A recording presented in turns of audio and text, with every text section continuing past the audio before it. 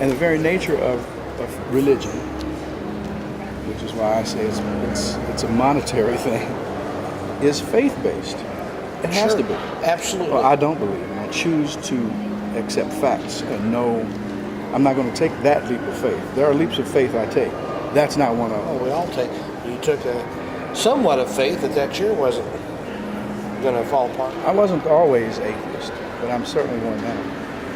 What happened that caused you to be an atheist? Not one single thing. There were a series of things. How shall we say? The contrived nature of religion in general. Spirituality and religion do exist and can exist and should exist separate and apart from each other. That's not to say you can't be spiritual and religious, but these are separate things, not necessarily tied to each other. Okay. So, yes, I understand the nature of religion and spirituality. And I hope that you do too. Yeah, to me, the purest and unadulterated religion is, as far as just religion, is helping widows and orphans and not being corrupted by the world. Nice words. Sounds fun. Is that a good thing, you think? Would that be a good thing? No, not at all. Religion is inherently based on something other than those principles. All religion is based on the central theme is someone greater than yourself or something greater than yourself. It has nothing to do with helping anybody.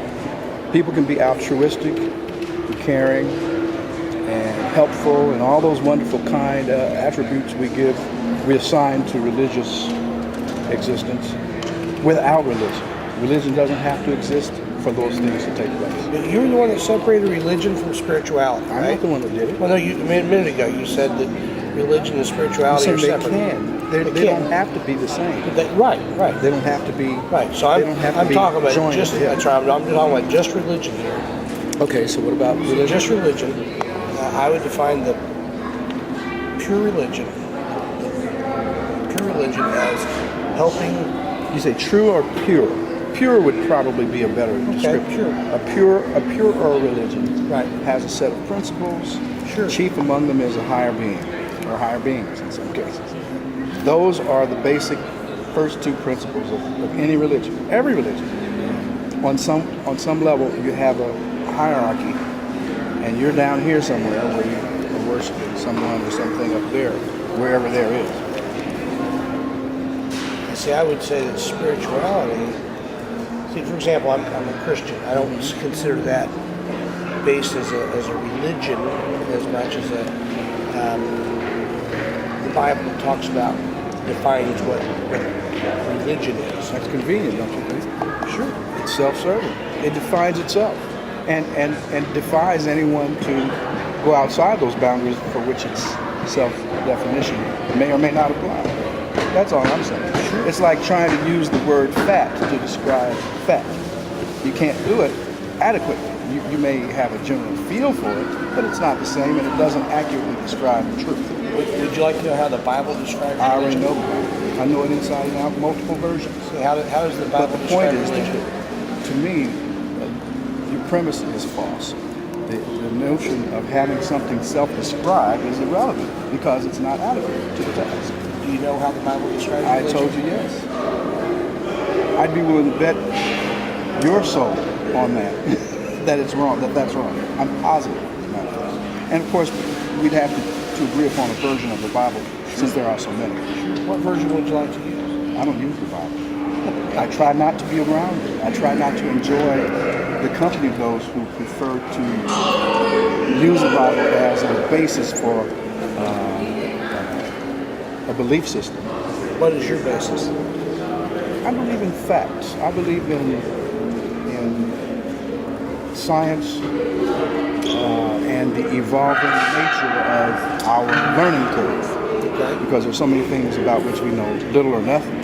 So you can't empirically say something about something if you don't know all the intangibles, all the variables, all the unknowns. And then, and not to sound Rumsfeldian, but Rumsfeld what he said in that one press conference I'll never forget. It's absolutely true. There are knowns and there are unknowns. Yeah. There are knowns we know about. We know those. And there's some knowns we don't know much about. Yep. That's logical. There are some unknowns we don't even know exist. And there are some unknowns about which we know some things, but not enough, not a lot. So you have a variety of things on that scale. And when you're talking about religion, you come to it, most people come to it in any discussion from a perspective. Sure. One of those perspectives is, as you've already self-identified, as a Christian. And I have self-identified as an atheist. So to enjoy the fruits of those labors that we would bring to the table as we discuss your belief system, because my belief system doesn't include a lot of the things that yours may. And it may include some others that we do share.